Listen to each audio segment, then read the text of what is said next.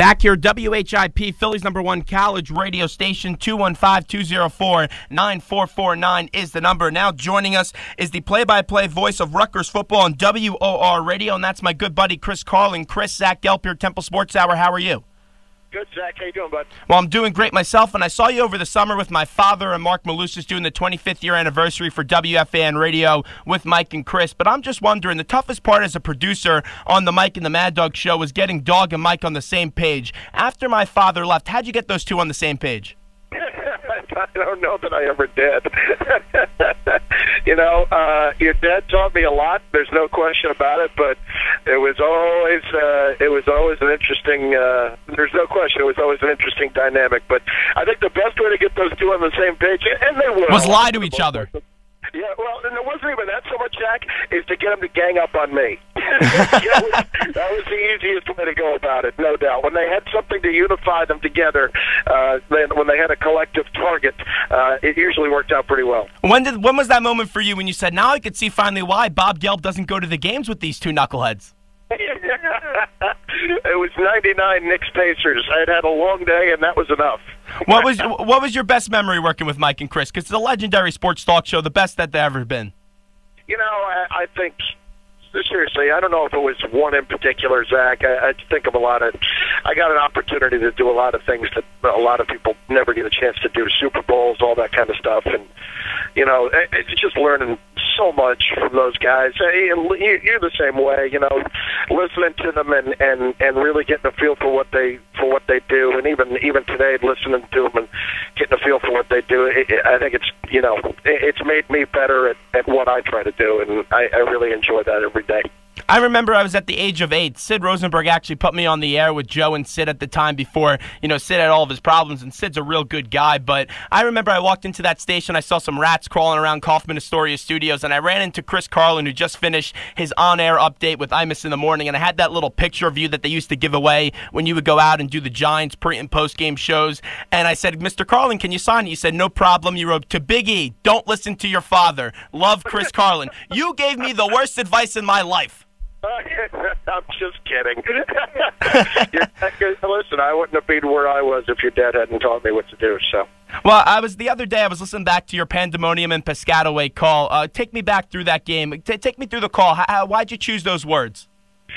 Zach, leading up to the game, that was, of course, Louisville in 2006. I just thought that, really for a lot of Rutgers fans, in a lot of ways, the most special moment was going to be right before kickoff, seeing the building as jammed as it was. I think I got people. I came up with like 14 or 16 tickets for that game, and I ended up about 12 or 13 short. And that had never been the case before. The moment before kick I thought would be amazing, and it was. And leading up to the game, I thought, man, if they ever won this game, it would be a zoo. It would be, and listen, every broadcaster wants to think about what they'd say in a big moment, and certainly, I don't know what it was that week, but it just sounded right to me leading up to it. Can this game for Temple serve as what it was to that Rutgers team in 06? Because you look at this Temple team, they're trying to get back on the map. I see some similarities, but I know it's early in the year, but I see some similarities between this 06 Rutgers team going up with this Temple team this year. I think that it's probably a little bit early on that front because, I still think we're getting a feel for what both of these teams are this year between Rutgers and Temple as well. I mean, there's a couple of things that are very clear, and it's that Temple can run the football, and that's going to be a primary concern, and that Steve Adazio has this program headed in the right direction. Al Golden had it headed in the right direction, too, and Steve's kind of picked up and done a very nice job at Temple, and I think that, when you look at being able to get guys like Montel Harris, it's really you're in a great spot for that to happen, and Temple's done a very good job to really be a factor in college football, and I'm glad they're back in the Big East. I really am. I think that that's kind of where they belong, no doubt. We're talking to the Rutgers play-by-play voice, Chris Carlin, former WFAN host, now SNY analyst for Loudmouth. Did you ever see this start coming for this Rutgers team? I thought they were going to be pretty good. I did, because you have a lot of seniors on defense, and you have a lot of guys with an awful lot of experience on the offensive side, too. And I think the big question was going to be, how is Gary Nova going to be in year two? I thought the defense would be good, and it's turned out to be outstanding. I thought Kasim Green would be a very good player again, and he's coming off a broken ankle last year, and he has picked up where he left off as being the Big East co-defensive player of the year. But so the real question was going to be, was Gary Nova ready to take that next step? And, boy, he certainly has been, and then some. He has done an amazing job, not just in making some plays when they need to, but really primarily protecting the football. It's not always about managing the game. You know, I think the thing that jumps out is when they need him to throw the football all over the lot, he can do it. He did it down at Arkansas, throwing for nearly 400 yards and 5 touchdowns. When they need him to manage the game, he can do it. He understands what he's doing out there. And you know, I talked to Gary about this the other day. You hear so many quarterbacks make the comment that, you know, the game just slows down for them as they get more and more reps. And that's clearly what has happened for Gary here. What do you think Nova did in the offseason that allowed him to get off to this great start? Because he's done a complete 180. You know, he already has 11 touchdowns. He only had 11 touchdowns all last year. Yeah, you know, I think Gary has done a couple of things. I think it's just the progression of continuing to learn the position at the next level. I thought as a true freshman he played pretty well. He turned it over a little bit.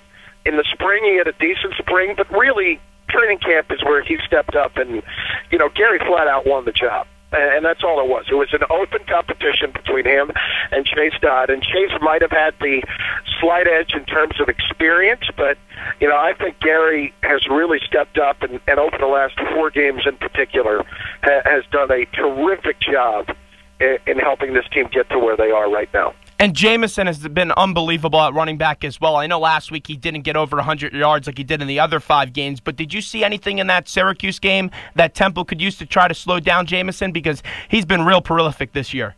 Well, I mean, I think you really have to credit Syracuse with what they did on defense. They focused on the run. There's no doubt. I mean, Rutgers wants to run the football first and foremost with Juwan Jamison. I think Temple's capable defensively. I think you want to take a page out of what Syracuse did last week, that wouldn't be a bad idea. But Syracuse is a pretty good defense too. I think that ultimately, you know, scheme-wise, Temple's going to do what they do, and they know what Rutgers wants to do, and they know Rutgers wants to run the football first and foremost. So I think Temple's going to, you know, do all they can to kind of force that and make them one-dimensional. And you know, when you do that, you certainly take away a lot of options for teams. You know, that's an interesting point, because I would think that the Rutgers team would come out throwing the ball, because Temple has a decimated secondary, and up against their front 7 with Tyler Medikevich and Nate D. Smith, Marcus Green, this Temple's front 7 is fairly good, but the secondary isn't all that great, so you expect them to continue to run the ball this week. You know, Rutgers has kind of kept the same identity, and I don't think they change their identity very much. I don't think they look at other teams and say, all right, we're going to do this week. Now, have they been able to go and win football games in different ways? Yes, they have. They've won games on defense. They've won games throwing the ball, and they've won games running the football. But I think in some of those spots, you know, they want to keep what their identity is, and their identity is, let's run it first, and then let's make some plays down the field to set that up. And I think something that has really come out is that it's not just about picking up yardage on the ground, Zach. It's about staying consistent, staying to the running game, and then even if you're getting some stops, it's still going to open it up downfield. So I think that's going to, you know, one thing kind of leads into the other. Zach Gelb here, WHIP, Philly's #1 college radio station, Temple Sports Hour, talking to Chris Carlin, the play-by-play voice of Rutgers, and that game will be this Saturday, 12 o'clock, over at the Link. And Montel Harris for the Owls has been such an improvement at the running back position, comes over from BC, a big-time ACC school. Is this the biggest test for Rutgers so far from a running back situation?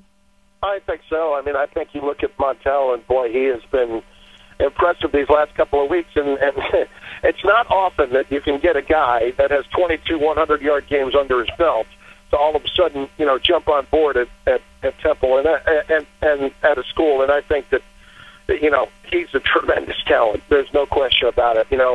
Kyle Flood likened him to Jawan Jamison this week in that he makes people miss, and he's difficult to bring down. And I think from that standpoint, you really have to be careful in how you approach a guy like that, because you want to get after him, you want to gang tackle, but you don't want to be overly aggressive, because if you do, he's going to burn you. And when Adazio brought in Montel Harris, his vision was having the 1-2 punch of Harris and Matt Brown. Brown got hurt last week. He re-injured himself. Do you expect Matt Brown to play this week? I haven't heard anything new about it, so it's hard to say. I would think that they're preparing as if he will, but it's not like it's nothing against Matt. I mean, we have an opportunity like that with Brown, that you can have that 1-2 punch. Well, it helps, but at the same time, boy, if you lose somebody, the depth is incredible. And to have Montel Harris be able to be right there and be a guy that you can rely on, and the guy that can carry the ball 35 times if he needs to, you're in a great spot. Final one here, Continent. You look at this game, and these are two big-time football programs that are trying to get to that big-time level. Could this be the start of something really big in the Northeast for football? And listen, I think that, Coach Flood was talking about it this week. The idea of football being regional, it's getting harder and harder to do that, but he loves regional football, and I think it's great, too. I really do.